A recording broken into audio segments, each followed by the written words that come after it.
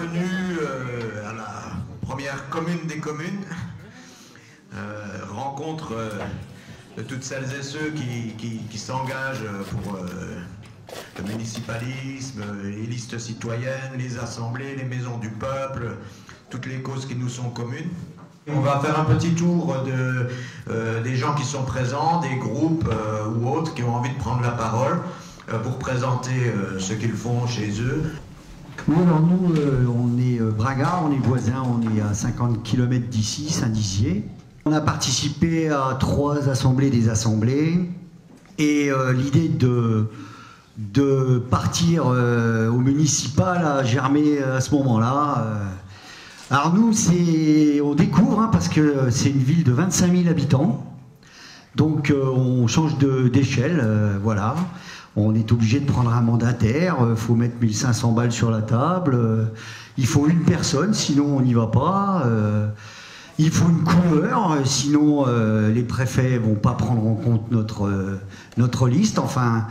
Bref, on est confronté à un tas de difficultés qu'on n'avait pas imaginées au départ. Nous, on présente une forme de fonctionnement et on co-construira avec les Bragards le programme. Nous, on est du même département, donc enchanté de faire votre connaissance. On est de Langres. Donc voilà, moi j'avais vu circuler dans le journal qu'il y avait une liste participative, voilà, qui se mettait en place. On ne vous connaissait pas, donc il faut venir à Commercy, c'est bien. Chanter aussi. Donc nous, on est parti d'un collectif, on s'est intéressé à la belle démocratie avec Saillant. On a fait le tour des festivals de Curieuse Démocratie, on les a accueillis à Langres. Ça a fait naître vraiment l'envie de proposer une liste. Donc le collectif s'est monté, grandi, et puis on est presque au complet. On espère être beaucoup plus qu'au complet de façon à pouvoir vraiment faire une élection sans candidat au sein du groupe. Voilà, faire bouger les lignes. Par rapport à l'accueil, ce que tu disais, c'est réel. En général, quand on va à la rencontre des gens, on est bien accueillis. Ils sont curieux de ce qui se passe, ils sont perturbés, mais dans un sens positif. Il y a des gens qui sont déstabilisés, ils se demandent comment c'est possible, mais en même temps ils écoutent. Même si on n'arrive pas à porter cette charte et ce projet à la mairie, le collectif il sera monté quoi qu'il en soit et il se passera des choses après. Nous sommes de Montauban, donc dans le Tarn-et-Garonne. Nous avons créé une liste Montauban en commun. Donc c'est une liste participative citoyenne en dehors de tout parti politique. Notre ambition est de donner les clés de la ville à tous nos citoyens de la commune. Voilà. On a nous aussi élaboré une charte qui est consultable sur notre site internet, qui émet un certain nombre de valeurs. On a cité Anticor, évidemment, on passe aussi par là, ça nous semble important. Donc ce sont une charte avec quelques points aussi qui sont à disposition pour tout le monde. Et c'est le premier engagement qu'on demande, évidemment, pour nous rejoindre dans le collectif. Ensuite, ce qu'on demande, c'est évidemment une volonté de faire et d'aller dans le sens de mettre en place chez nous, on l'espère, de la démocratie directe. Alors, avec quelque chose qui est quand même assez ambitieux, c'est-à-dire quand on parle de démocratie directe, la première remarque qu'on nous fait, on nous explique en disant « mais attention, dans le cadre existant, comment vous pouvez, en fin de compte, mettre en place une démocratie directe alors que le cadre juridique ne le permet pas ?» Et bien, c'est un petit peu l'ambition que nous avons, c'est-à-dire c'est essayer de mettre une surcouche par rapport à l'existant. Par rapport à cet existant, on a imaginé et on est en train de construire actuellement ce qu'on appellerait chez nous une constitution locale pour essayer de trouver les bons outils d'intelligence collective qui vont permettre à nos concitoyens de prendre de véritables décisions. Merci Montauban. Bonjour, c'est l'Assemblée populaire du Gine, en Savoie, voilà. Pour cibler un petit peu, c'est une ville de 7000 habitants, une ville ouvrière avec un complexe sidérurgique assez important, enfin peut-être un peu moins maintenant ces dernières années, et puis réputée pour ses aciers spéciaux. À partir du premier appel de Commercy, on a instauré un groupe de gilets jaunes qui s'est appelé Gilets jaunes Faverges-Ugine. On s'était jumelé avec une commune voisine qui est plutôt sur le 74. Et puis, arrivé en novembre dernier, on s'est dit que c'était assez naturel qu'on aille vers une assemblée populaire sur les bases du communalisme. Et là, on s'est encore tourné vers Commercy, qui avait édité son appel « Prenons les communes ».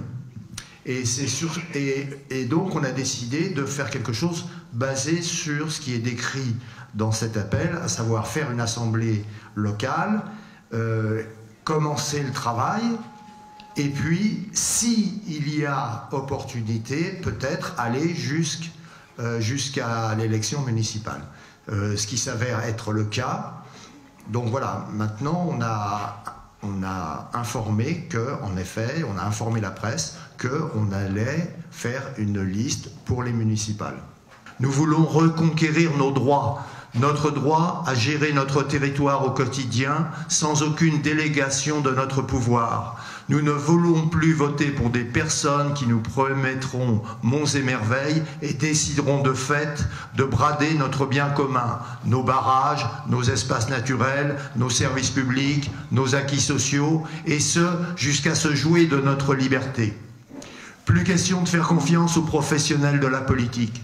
Nous allons donc commencer par reprendre en main les clés de notre commune. Bonjour, on est un groupe de 6 militants non encartés, jamais encartés, engagés dans la campagne Décidons Paris à Paris.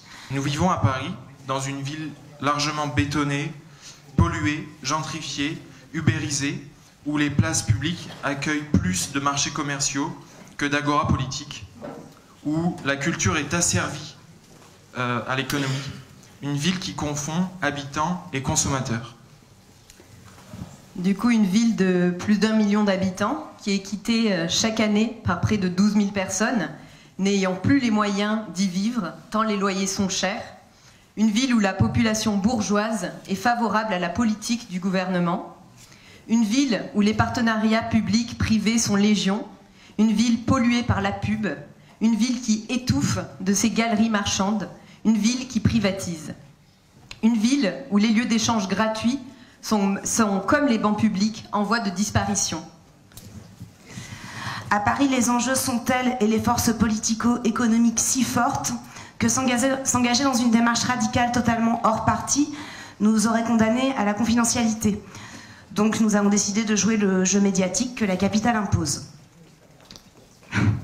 C'est pourquoi nous avons décidé de participer à la dynamique Décidons Paris, qui est une dynamique qui se présente comme municipaliste, qui est une liste soutenue, mais surtout initiée par la France Insoumise. Cette dynamique a été nourrie dès l'origine par des histoires et des groupes politiques différents.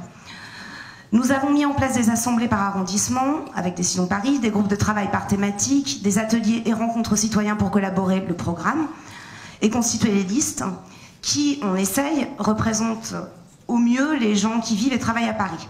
Nous avons écrit une charte, de la même inspiration que les vôtres, une charte éthique.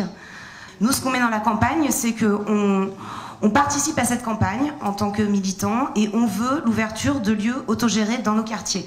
On veut, si nos candidats chopent des mairies, on veut soit qu'ils réquisitionnent des lieux pour faire des maisons populaires pour qu'on puisse se réunir, faire de la politique dans nos quartiers une fois qu'ils auront les mairies, soit qu'ils nous passent les clés des écoles dans nos quartiers ou de certaines écoles pour qu'on puisse s'y rencontrer et faire de la politique dans nos quartiers. En gros, faire commune avec des lieux, parce que ce dont on manque essentiellement à Paris, c'est des lieux pour se réunir en dehors des cafés, des bistrots payants, voilà, tout ça. Bonjour, on est une dizaine à être venus pour le collectif qui s'appelle Faire Commune à Paris. Alors ce collectif, il est né d'une démarche d'abord pour les élections municipales, hein, puisque on est quelques-unes et quelques-uns à avoir travaillé pendant un certain nombre de semaines avec Vikash Torasso, dans la perspective d'une liste municipale à Paris sur une base à la fois municipaliste, libertaire, anticapitaliste, émanant essentiellement des luttes. Alors Vikash Torasso a décidé finalement de rejoindre Décidons Paris, qui est un collectif qui est représenté ici, et on salue celles et ceux qui s'y impliquent. Pour nous, ça pose en fait deux questions. c'est comment faire par rapport aux partis qui ont bien sûr toute la place dans ces démarches, mais qui ont une logique quand même assez institutionnelle et qui peuvent parfois avoir tendance à s'accaparer les démarches collectives que nous on voulait vraiment ouvertes, extrêmement attentives à ce qui n'est pas justement ces réappropriations-là. Donc ça c'est une question qu'on veut poser en mettant un peu les pieds dans le plat, y compris parce que voilà, on est ici, certains sont à Décidons Paris, d'autres n'y sont pas, etc. Nous on ne voulait pas se retrouver derrière un étiquetage politique France Insoumise, quand bien même voilà, ce collectif Décidons Paris ne serait pas réductible à cet étiquetage, avec des professionnels de la politique qui vivent de ça, et ça c'est quelque chose qu'on ne voulait pas, enfin, dans laquelle on ne se reconnaissait pas. Et l'autre question qu'on se pose aussi, c'est comment faire pour faire en sorte que le communalisme pose aussi la question centrale du rapport à l'État, du rapport aussi au capitalisme tout simplement, aux structures de production qu'on ne pourra pas contourner simplement en additionnant des communes libres fondées sur des assemblées populaires et une démocratie directe. Voilà. C'est vrai que dans les grandes villes, ou même dans les villes moyennes du type Montauban, Noisy-le-Sec, ce qu'on a entendu, là les forces politiques existent et les militants existent et on ne peut pas les considérer comme des sous-citoyens. Et en même temps, par contre, à Commercy, je comprends très bien la logique des copains de Commercy qui disent nous, on veut faire une liste réellement d'habitants et sans la pression des partis politiques qui de toute façon sont trop faibles. Donc je pense qu'il faut vraiment prendre en compte cette différence parce qu'elle est structurante dans notre réflexion sur le communalisme. Donc le projet à Commercy, c'est vraiment redonner totalement le pouvoir de décision aux habitants et où le conseil municipal, lui, serait vraiment un exécutant des décisions qui seront prises dans l'assemblée citoyenne ou des assemblées citoyennes à Commercy, suivant le nombre de participants et de participantes. Et donc voilà, il y a tout ce travail-là autour de la charte qui est fait, une proposition de fonctionnement. Donc voilà, on en est là aujourd'hui, on a ouvert une permanence électorale. Donc on fait aussi du porte-à-porte, on va au contact des habitants et des habitantes, on veut vraiment essayer de faire connaître l'Assemblée citoyenne et aussi en fait, le fonctionnement, parce que c'est ça qui nous semble le plus important. On n'a pas encore désigné de tête de liste. On veut vraiment faire la pédagogie autour du projet de démocratie directe et de dire, parce que là il y a plein d'interrogations, oui d'accord, c'est les habitants qui décident, comment, enfin voilà, les interrogations que vous pouvez aussi, j'imagine, rencontrer. Et donc du coup on essaie de répondre déjà en premier à toutes ces interrogations-là pour ensuite seulement, parce qu'on a peur que si on désigne une tête de liste trop vite, que les gens ne s'intéressent plus qu'à la personne et plus au projet. Donc voilà, là on en est là à Commercy. On a initié modestement cette rencontre-là aujourd'hui, mais l'idée, voilà, c'est pas d'imposer quelque chose, mais c'est vraiment de dire on réfléchit tous ensemble à quelle poursuite. Donc il y a les listes, mais j'aurais aussi beaucoup envie d'entendre parler de toutes les initiatives qu'il y a, comme sur des coopératives, sur l'éducation populaire, les associations autogérées, etc. Je pense que c'est pas, voilà, il y a la démarche électorale, mais il y a tout ce qui va à côté et qui est où on peut reprendre du pouvoir. Et je pense, voilà. Moi, je suis gilet jaune de base du groupe de Montreuil. On a eu pas mal de débats justement sur la participation ou non au municipal, sur le communalisme, etc. entre nous. On avait déjà été abordé par des partis politiques, la France Insoumise, le NPA. Le débat avait commencé là-dessus. Est-ce qu'on discutait avec eux? Est-ce qu'on ne discutait pas? Ce qu'on faisait, ce qu'on ne faisait pas, etc. Donc il y a eu, je crois, un consensus des assemblées générales pour dire qu'on ne présentait pas de liste, mais qu'on venait ici déjà à Commercy pour avoir des idées sur le communalisme et avoir des types d'actions différents. Vous savez que celui qui nous a amené un peu tous ici, c'est quand même Murray Bookchin, le philosophe américain qui a décédé aujourd'hui, donc qui a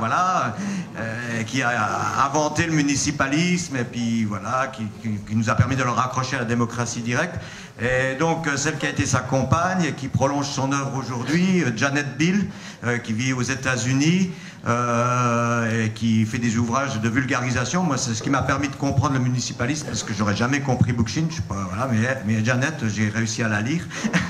Eh bien, elle n'a pas pu venir parce qu'elle est aux États-Unis, mais elle est quand même là parmi nous aujourd'hui. Elle est quand même là, voilà, donc elle va vous dire un mot. Ça vient, hein, Soyez patients. Les techniciens sont d'anciens gilets jaunes.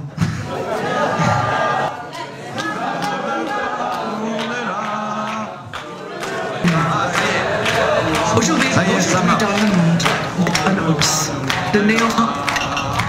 Bonjour aux communes de communes. Aujourd'hui, dans le monde, l'autoritarisme est en hausse. Le néofascisme est en hausse. Maintenant, une attaque soutenue contre la connaissance, la raison et la démocratie. Les États autoritaires répriment le débat et le pouvoir populaire. Ils créent des pyramides avec des hommes puissants au sommet. Les dirigeants saisissent des ressources pour nourrir une cupidité insatiable. Ils essaient d'intimider le reste d'entre nous pour le silence. Ils utilisent le système capitaliste pour extraire tout ce qu'ils peuvent de nos portefeuilles et de notre travail et de nos esprits et de nos cœurs. Le capitalisme dépouille notre moralité et notre intellect et notre lien avec les autres et nous réduit aux consommateurs. Nous devons consommer sans fin jusqu'à ce que nous n'ayons aucun souvenir d'un autre mode de vie. Nous devons construire un mouvement social international pour la démocratie. Mes amis, le monde a besoin de votre défi à la structure de pouvoir. Le monde a besoin de votre commune de communes, de vos assemblées citoyennes en confédération, de vos initiatives citoyennes, des coopératives, des quartiers autonomes, des espaces libres. Le monde a besoin de votre plateforme pour l'écologie par le bas, à l'écologie sociale populaire pour rendre la durabilité et la démocratie réelle. Elle a besoin de vos appels à l'entraide et à la coopération économique. Et le monde a besoin de vous pour vous connecter avec les mouvements populaires pour un changement positif partout. Toutes les communautés sont connectées à l'échelle mondiale. La question kurde, par exemple, est une question internationale. La question française est une question internationale. Nous devons refaire la civilisation basée sur la démocratie, la raison, la connaissance, l'amour, la justice, la paix et la durabilité écologique. Félicitations pour votre conférence. Je vous salue et je sais que Bookchin vous aurait salué.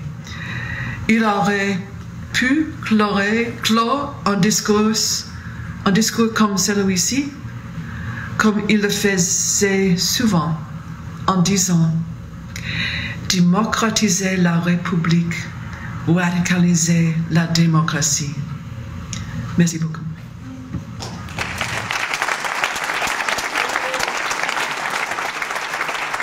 Donc voilà, avant de passer à la suite des réjouissances cet après-midi, les groupes de travail, les ateliers et toute l'effervescence et l'intelligence collective qui va émerger, n'en doutons pas, de cette journée, on vous invite à passer à table et à déguster les merveilleux plats réalisés par notre cantine autogérée, militante et internationale, la Marmijotte.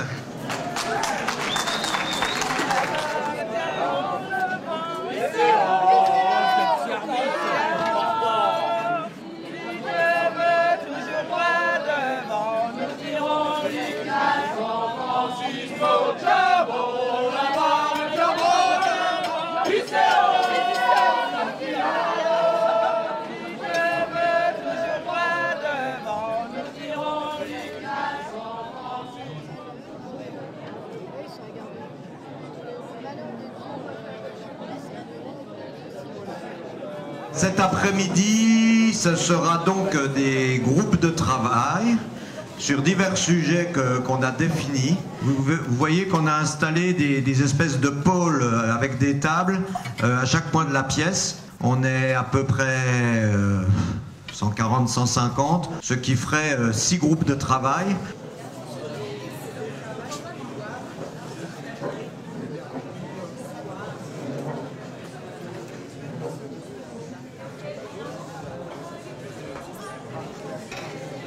Nous aurons donc, d'ici une demi-heure après la pause, une restitution de chaque des ateliers en plénière.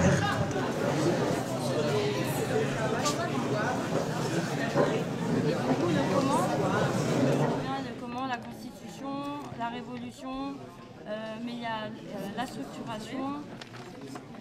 Sur notre table, on s'est concentré sur le premier point, c'est quoi le pouvoir. Ensuite, mais c'est quoi le contre-pouvoir et comment on peut faire contre-pouvoir et à quelles conditions. Donc on s'est dit que le pouvoir c'était en fait une oligarchie qui avait capté les communs, qui avait mis en place un système de production, de répartition des richesses inégales, avec des institutions, des moyens qui empêchaient le peuple de prendre en main ses communs. Le pouvoir, c'était aussi le capitalisme et sa démocratie représentative. C'est une élite qui a le pouvoir de l'argent et le pouvoir de la communication. Et c'est un pouvoir qui est contre le peuple. Et c'est le peuple qui est majoritaire, mais que dans ce peuple-là, il y avait une minorité mobilisée. Et qu'en fait, cette oligarchie a toujours eu le pouvoir et que le peuple n'a jamais eu le pouvoir, sauf peut-être l'expérience de la Commune, 36 ou 68. Comment faire contre-pouvoir? Donc j'ai déjà dit qu'on avait identifié, travaillé sur la Constitution, ce cadre, faire la révolution, rompre. Mais c'est aussi en pensant le confédéralisme. Comment confédérer différentes initiatives de contre-pouvoir, initiatives collectives, qui font coopération.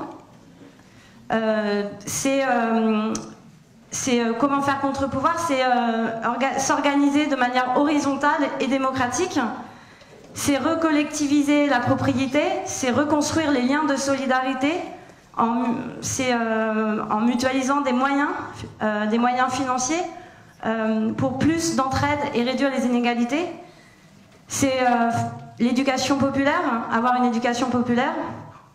Et en gros, c'est réunir les individus dans des systèmes collectifs et que ces systèmes collectifs qui sont mis en place puissent être mis en réseau. Par exemple, dans des exemples qui ont été cités, c'était des lieux autogérés d'habitat, d'éco-villages, d'habitat partagé, autres. Et donc, attention, enfin les conditions dans ce que j'ai listé, c'est il faut que ces formes de contre-pouvoir confédérés fassent mouvement, et que ce mouvement s'effectue à grande échelle. Donc du coup, on arrive vers la fin de nos échanges où en gros c'est créer des espaces de rencontre, ces espaces collectifs, en se réappropriant à la fois les lieux et les temps. Donc c'est réinventer, expérimenter et faire réseau. Réinventer, expérimenter, réseau. On a posé une question à laquelle on n'a pas su répondre et qui nous semble important que l'Assemblée réfléchisse, c'est est-ce que la démocratie directe en elle-même constitue un contre-pouvoir ? Est-ce que le simple fait de se mettre en démocratie directe, c'est-à-dire en assemblée générale de tous les habitants d'un territoire, est-ce que c'est déjà un contre-pouvoir, ou bien est-ce que le contre-pouvoir, ça implique qu'on inscrit déjà dans cette assemblée des principes comme rapport de force économique, expropriation des propriétaires. Par exemple, est-ce que dans la démocratie directe, on intègre tout le monde, y compris les possédants, ou bien est-ce qu'on les exclut d'emblée? Et alors, est-ce que c'est encore une démocratie directe? Et donc, il y a quand même une question un peu qui concerne la commune des communes et qu'on n'a pas résolue.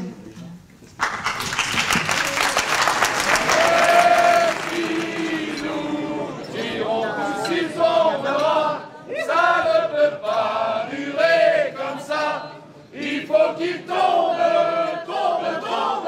vois-tu comme il penche déjà. Si je tire fort, il va bouger, et si tu tires à mes côtés, c'est On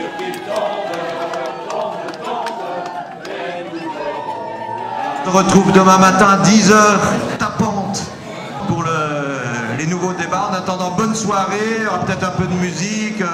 Il y en a qui dorment dans la salle, si vous voulez rester, vous pouvez.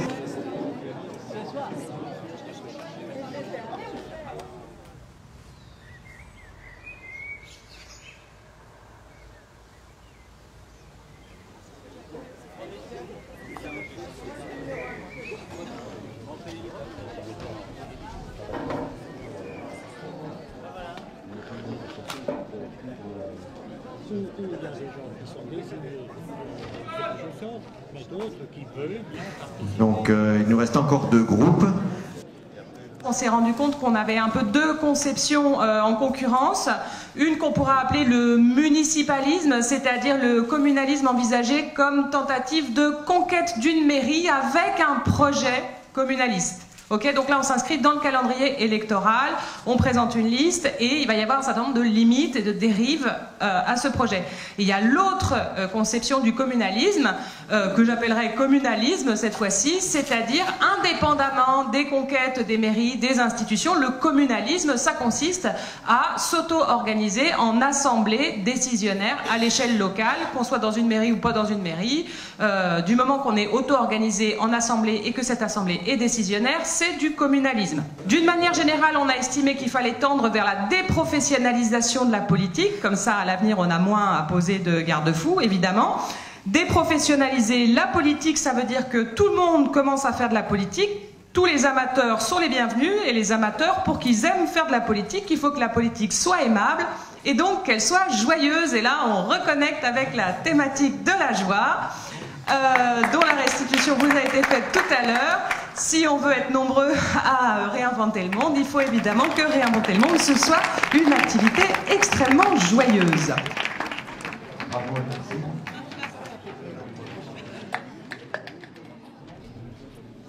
L'idée, c'était plutôt que d'avoir une déclaration finale un peu politique, où on doit étudier chaque mot et se mettre d'accord et que ça prend une énergie folle. C'était un peu de faire une chanson sur la commune des communes, d'avoir une chanson en commun à chanter maintenant. Ça rebondit un peu sur l'atelier de la joie et à reprendre dans les manifs, etc. On va se mettre dans la bonne tonalité quand même.